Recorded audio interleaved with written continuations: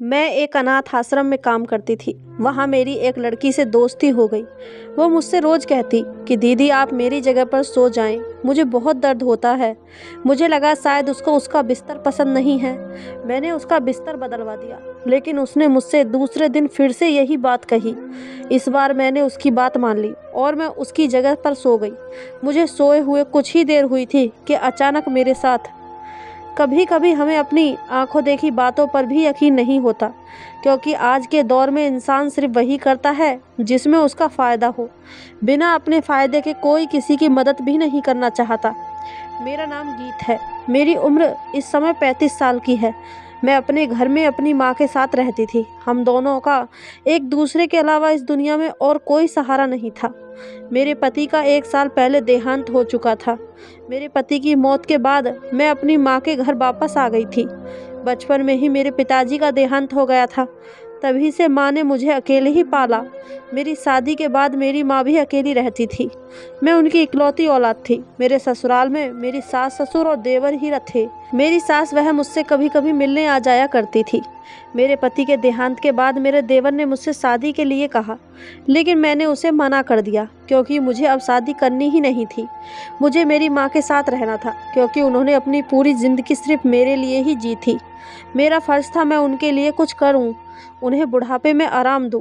मेरी माँ लोगों के कपड़े सीकर अपना गुजारा करती थी, लेकिन आजकल उनकी तबीयत खराब रहने लगी थी। मैंने माँ से कहा कि आप कपड़े सीना बंद कर दीजिए, आपकी तबीयत ठीक नहीं रहती। मैं कोई ना कोई काम देख लूँगी। मैं ज़्यादा पढ़ी लिखी तो नहीं थी। 12वीं के बाद मेरी माँ ने मेरी शादी कर दी थी, क्योंकि उन्हें मेरी शादी की बहुत फिक्र रहती थी। वो चाहती थी कि अपने जीते जी मेरी शादी कर दे।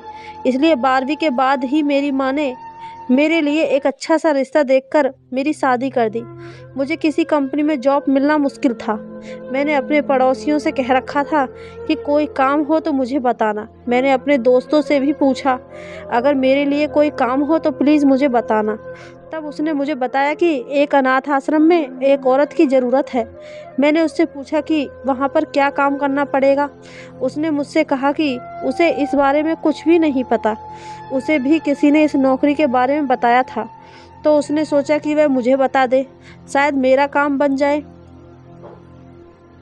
फिर मैं उससे बोली मैं खुद वहाँ चली जाऊँगी और बात कर लूँगी। मैंने उससे एड्रेस लिया और अगले ही दिन मैं अपनी माँ से कहकर अनाथ आश्रम चली गई। मैं जब वहाँ पहुँची तो वो एक घर की तरह बना हुआ था। मैं गेट के अंदर गई। वहाँ ग्राउंड में बच्चे खेल रहे थे। वहाँ पर कुछ बच्चे विकलांग भी थे। वो घर अंदर से काफ़ी बड़ा बना हुआ था।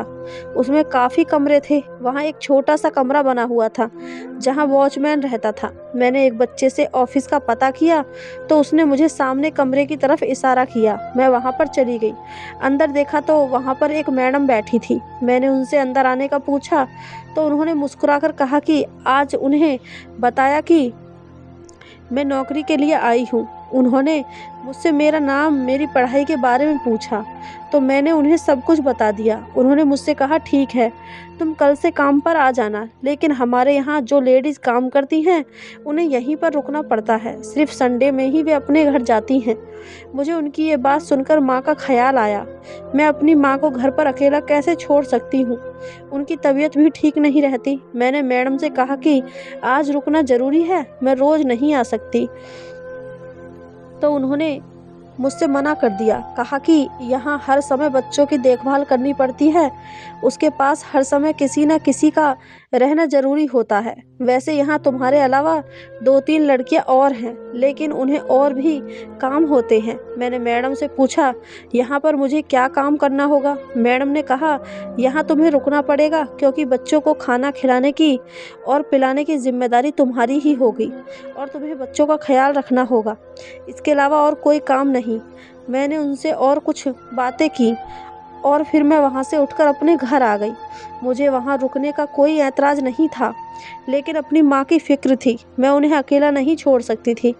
जब मैं घर आई तो माँ ने मुझसे पूछा कि क्या हुआ, तुम नौकरी के लिए गई थी ना, नौकरी मिली या नहीं। मैंने माँ को सब कुछ बता दिया। माँ ने कहा अगर तुम्हें नौकरी पसंद नहीं आई है और पैसे भी सही मिल रहे हैं तो तुम ये नौकरी कर लो।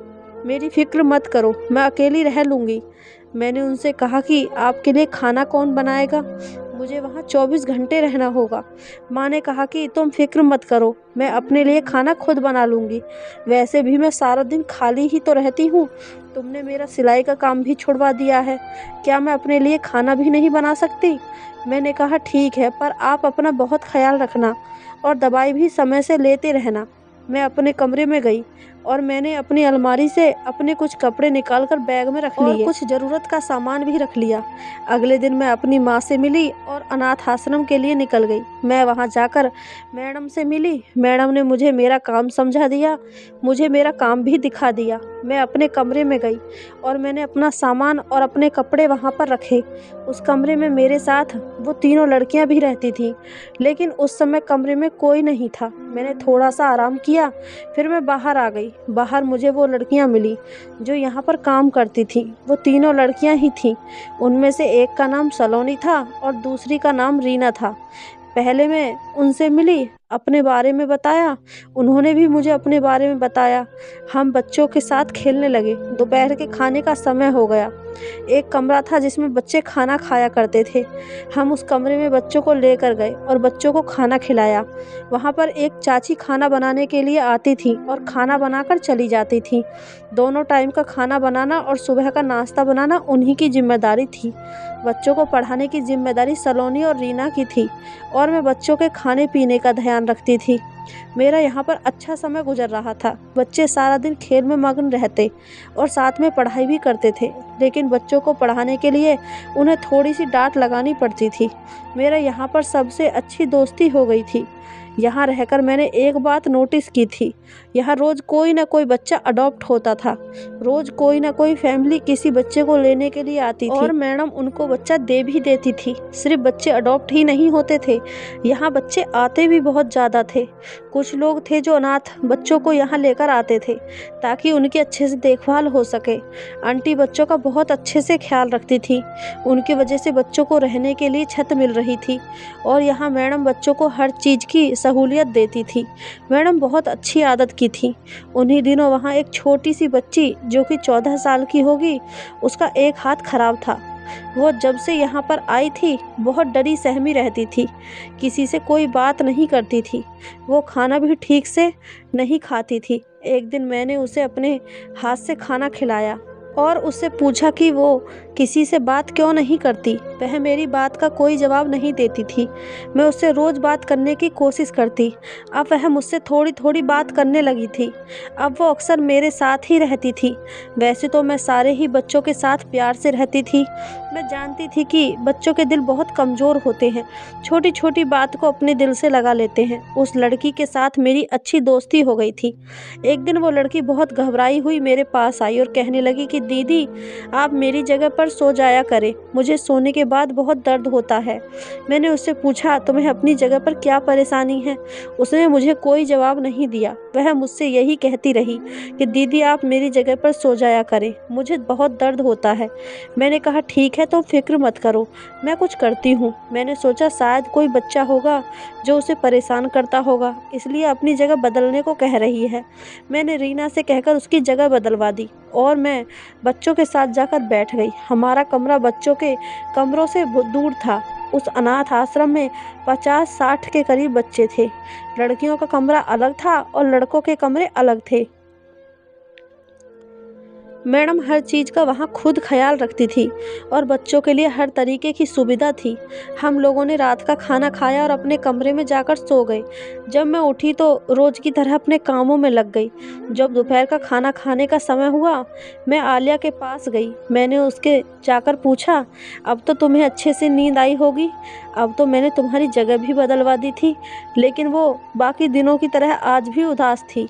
उसने मुझसे अभी भी वही बात कही थी, दीदी आप मेरी जगह पर सो जाया करें, मुझे बहुत दर्द होता है। मैंने उससे पूछा कैसा दर्द, क्या अभी भी तुम्हें किसी बच्चे ने परेशान किया है? इतने में मैडम मेरे पास आ गई। उसने मुझे कोई जवाब नहीं दिया और वो अपने कमरे में चली गई। अब जब भी आलिया मुझसे मिलती मुझसे यही बात कहती, लेकिन मैं उसकी बात को टाल देती। मुझे लगा शायद वो यहाँ रहने ही नहीं चाहती, इसलिए वो मुझसे ये बात कहती है। लेकिन मैं ये भी सोचती थी कि उसे यहाँ क्या परेशानी हो सकती है, यहाँ तो सब बच्चे बहुत खुश रहते हैं। फिर मैंने सोचा क्यों ना आज मैं आलिया के बिस्तर पर सोकर देखूँ, सब पता चलेगा वो झूठ बोलती है या फिर सच। हम लोगों ने रात का खाना खाया, उसके बाद मैं आलिया के पास गई। मैंने आलिया को अपने कमरे में अपने बेड पर सुला दिया और मैं उसकी जगह जाकर लेट गई। थोड़ी देर बाद ही मुझे नींद आ गई। अभी मुझे सोए हुए कुछ ही देर हुई थी, मुझे ऐसा लगा कि किसी ने मेरे पैरों को छुआ हो। मैंने अपने पैर चादर के अंदर कर लिए। फिर अचानक से मुझे एक चुभन सी हुई। मैंने चादर हटाकर देखा तो मुझे वहाँ कुछ लोग नज़र आए। वो लोग आपस में कुछ बातें कर रहे थे, लेकिन मैं उन्हें ठीक से नहीं देख सकी। उससे पहले ही मैं बेहोश हो गई। अगली सुबह जब मैं उठी तो मैं अपनी जगह पर ही सो रही थी। मेरे सर में हल्का सा दर्द था, आंखें लाल हो रही थीं। मुझे अपनी तबीयत कुछ ख़राब लग रही थी। मैंने उठकर हाथ मुंह धोए और नाश्ता किया और दवाई ली और रोज़ की तरह अपने कामों में लग गई, क्योंकि मुझे रात के बारे में कुछ भी याद नहीं था। दोपहर के समय आलिया मेरे पास आई और मुझसे पूछने लगी, दीदी क्या आपको भी दर्द हुआ था? मैंने उससे कहा, मुझे कोई दर्द नहीं हुआ, तुम सिर्फ मुझसे बहाना करती हो। कल से तुम अपनी जगह पर ही सोओगी और आगे से मुझसे ऐसी कोई बात भी नहीं करना। वो अपना छोटा सा मुँह लेकर अपने कमरे में गई। मैं सोचने लगी कि आखिर मेरे साथ रात में हुआ क्या था।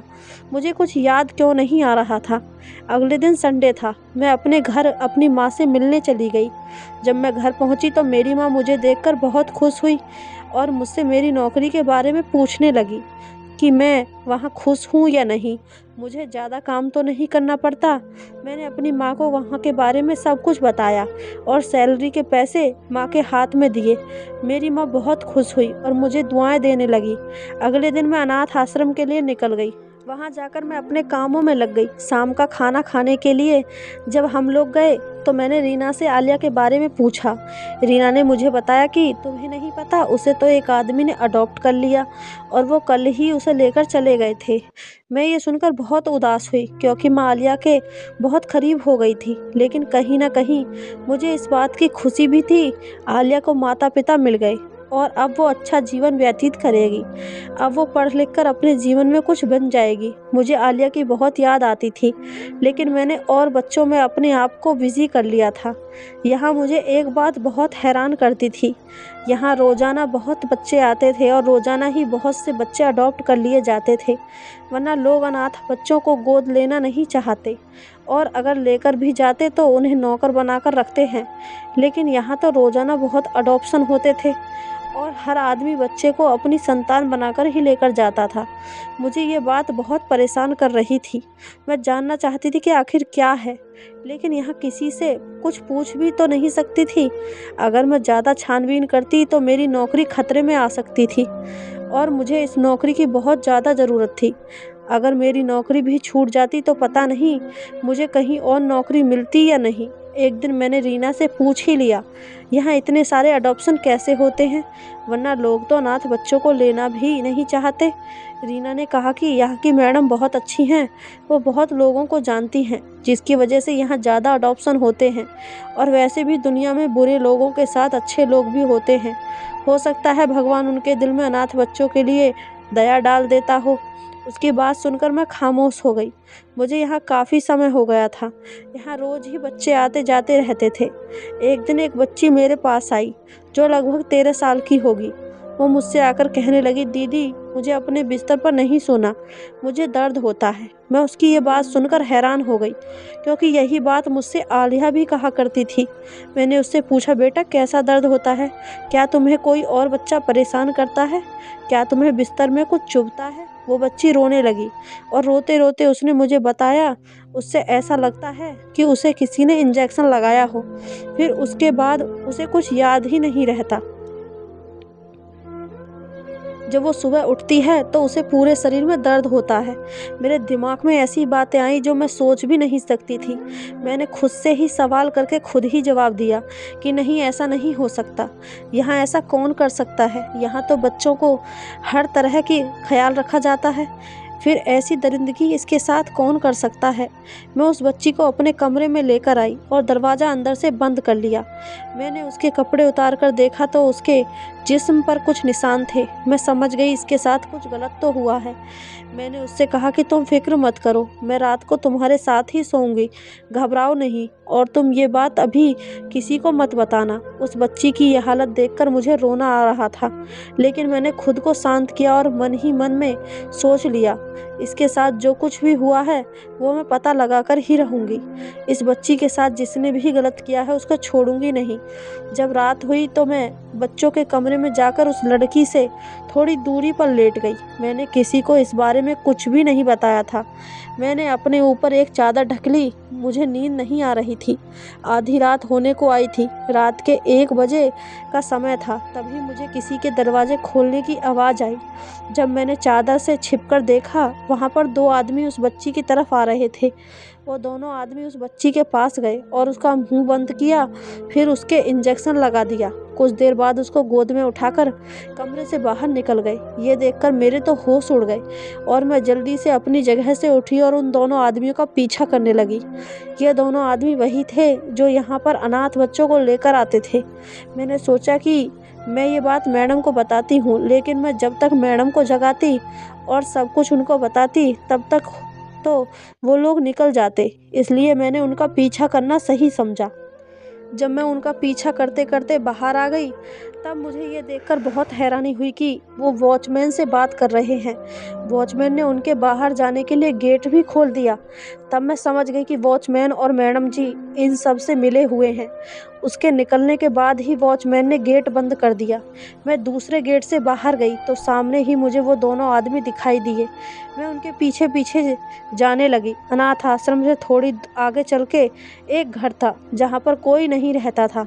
वो लोग उस घर में चले गए और अंदर से दरवाज़ा बंद कर दिया। मैंने घर को चारों तरफ से देखा कि शायद मुझे कोई दरवाज़ा अंदर जाने के लिए मिल जाए। तब मुझे एक दरवाज़ा दिखा जो कि टूटा हुआ था। मैं उसी से कूदकर अंदर चली गई। पूरे घर में अंधेरा था। अंदर जाकर मैंने देखा कि एक कमरे की लाइट जल रही थी। मैं उस कमरे की तरफ गई तो उसका दरवाज़ा भी अंदर से बंद था। मैंने खिड़की से झांककर देखा तो मेरे होश उड़ गए। वहाँ 2 आदमी थे। एक आदमी खड़ा था और दूसरा बच्ची के साथ गलत काम कर रहा था। यह देखते ही मेरी चीख निकल गई। मैंने बिना कुछ सोचे समझे खिड़की से आवाज़ लगा दी। उससे कहा कि छोड़ दो उस बच्ची को, वरना मैं पुलिस को बुला लूँगी। उन्होंने मुझे देखा और मुझसे कहने लगे कि तुम यहाँ पर कैसे आई, जाओ यहाँ से। मैंने कहा छोड़ो इस बच्ची को। उसमें से एक आदमी मेरे पास आया और मेरे सर पर कुछ जोर से मारा, जिससे कि मैं बेहोश हो गई। जब मुझे होश आया तो मेरा सर घूम रहा था। आंखों के सामने अंधेरा छाया हुआ था। मैंने हिम्मत करके उठने की कोशिश की और जब उठकर देखा तो मैं एक अंधेरे कमरे में बंद थी। मुझे बेहोश होने से पहले का सब कुछ याद आ गया और मैं उस बच्ची के बारे में सोचने लगी। पता नहीं इन जालिमों ने उस बच्ची के साथ क्या किया होगा, वो किस हालत में होगी। इन सब में मैडम और चौकीदार भी मिले हुए हैं। मेरे हाथ पैर बंधे हुए थे। मैंने खोलने की बहुत कोशिश की, लेकिन मेरी कोशिश बेकार रही। थोड़ी देर बाद एक आदमी अंदर आया। वो मेरे लिए खाना लेकर आया था। मैंने उससे कहा कि मुझे छोड़ दो, मैं किसी को भी नहीं बताऊंगी। तो वो हंसने लगा और मुझसे बोला क्या हुआ, पहले तो बड़ा उछल रही थी, निकल गई सारी हैकड़ी। पहले तो बहुत बोल रही थी। मैं उनकी बात सुनकर रोने लगी। इस वक्त मैं उनका कुछ भी नहीं बिगाड़ सकती थी, क्योंकि मेरे हाथ पैर बंधे हुए थे और वो बहुत खतरनाक और जालिम लोग थे। मेरे साथ कुछ भी कर सकते थे। उस आदमी ने मुझसे कहा, ये लो खाना खा लो, रोने के लिए भी तो ताकत चाहिए होती है। फिर उन्होंने मेरे हाथ खोले और खाने की थाली मेरे हाथ में देकर वहाँ से चला गया। मैंने उस खाने को हाथ भी नहीं लगाया, क्योंकि हो सकता है उन्होंने उस खाने में जहर मिलाया हो ताकि वो मुझे रास्ते से हटा सकें। अब मैं उनकी सारी हकीकत जान चुकी थी। वो लोग मेरे साथ कुछ ना कुछ ज़रूर करते। अचानक मुझे आलिया की याद आ गई। अब मुझे उसके दर्द का एहसास हो रहा था और मैं समझ गई थी कि वो मुझसे क्या कहती थी कि रात में उसे दर्द होता है। बेचारी मासूम बच्ची, एक तो लावारिस, ऊपर से उसके साथ इतना गलत हुआ। भगवान इन्हें कभी माफ़ नहीं करेगा। मैं सोच भी नहीं सकती थी कि मैडम भी इन सब में मिली हुई होगी। मैंने सोचा कि कैसे भी करके मुझे यहाँ से निकलना होगा, वरना ये लोग मुझे भी मार डालेंगे। मैं दरवाज़ा खोलने लगी तो दरवाज़ा बाहर से बंद था। मैंने कमरे के चारों तरफ देखा, मुझे वहाँ पर कुछ भी नज़र नहीं आया। मैंने ऊपर की तरफ देखा तो वहाँ मुझे एक खिड़की दिखाई दी, लेकिन वह बहुत ऊपर थी। पर मैंने कमरे में देखना शुरू किया। कमरे के ऊपर की तरफ एक स्लिप था जिस पर चढ़कर मैं खिड़की से बाहर जा सकती थी। मुझे वहाँ पर एक स्टूल रखा हुआ दिखाई दिया। मैंने उसको खिड़की की तरफ रखा और उस पर चढ़कर खिड़की से बाहर देखा, लेकिन वहाँ कोई नहीं था। मैंने उसका शीशा तोड़ा और खिड़की से बाहर कूद गई। कूदने की वजह से मेरी टांग में चोट लग गई और मुझसे चला भी नहीं जा रहा था, लेकिन मैं अपनी परवाह किए बगैर गेट की तरफ भाग गई। गेट भी बंद था। फिर मैंने वहां से निकलने का दूसरा दरवाज़ा ढूंढा। पीछे की तरफ एक दरवाज़ा और था जिससे मैं बाहर आई। थोड़ा आगे चलकर ही अनाथ आश्रम था, पर गेट पर ही वॉचमैन बैठा रहता था। अगर वो मुझे देख लेता तो दोबारा से मुझे पकड़वा देता, इसलिए मैंने अपना मुंह दुपट्टे से कवर किया और छिप छिप कर वहाँ से निकल आई। मैं पुलिस स्टेशन की तरफ गई, क्योंकि मैं बच्चों को ऐसे ही नहीं छोड़ सकती थी। वहाँ बच्चों के साथ बहुत गलत हो रहा था और ये सब पुलिस को बताना बहुत ज़रूरी था। पुलिस स्टेशन वहाँ से काफ़ी दूर था। मैं पैदल चलकर ही पुलिस स्टेशन पहुँची। मुझे वहाँ पर आधा घंटा इंतज़ार करना पड़ा। वहाँ बहुत सारे लोग बैठे थे और मुझे डर लग रहा था, क्योंकि वहाँ सारे के सारे मुजरिम ही थे। मैंने इंस्पेक्टर को सारी बात बताई। इंस्पेक्टर ने कहा कि क्या तुम्हारे पास इन सब का कोई सबूत है? मैंने कहा जी नहीं, इसका मेरे पास कोई सबूत नहीं है। उन्होंने कहा तो फिर हम तुम्हारी बात कैसे मान लें? हो सकता है तुम झूठ बोल रही हो और उन लोगों को फंसाना चाहती हो।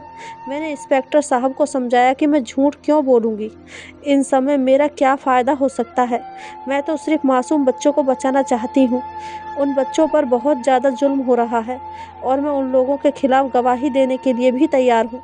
इंस्पेक्टर साहब ने कहा कि बिना सबूत के हम इन सब का कुछ नहीं बिगाड़ सकते, अदालत में सबूत चलते हैं। इंस्पेक्टर ने मेरी सारी बातें सुनकर कुछ देर सोचा और फिर मेरी रिपोर्ट दर्ज कर ली। और फिर उन्होंने मुझसे कहा कि वो लोग तुम्हें नुकसान पहुंचा सकते हैं, तुम अपना ध्यान रखना। मैं वहां से अपने घर गई। मैंने अपना सामान लिया और अपनी माँ का भी सामान लिया और माँ के साथ वहाँ से निकल गई, क्योंकि हो सकता था कि वो लोग मेरे घर पहुंच जाते। मैं अपने एक दोस्त के घर पर चली गई। मेरी माँ ने मुझसे पूछा, क्या हुआ बेटा, तुम इस हालत में और इतनी जल्दी में, तुम्हारे साथ क्या हुआ है? मैंने कहा आप चलिए, मैं रास्ते में आपको पूरी बात बताती हूँ। फिर मैंने उन्हें रास्ते में सारी बात बता दी। वो मुझे शाबाशी देने लगी और मुझसे कहने लगी कि तुमने जो कुछ भी किया सही किया, जालिमों के साथ ऐसा ही होना चाहिए, तुम उन्हें सज़ा दिलाकर ही रहना। कुछ दिनों बाद पुलिस वहाँ पर भेस बदल कर गई।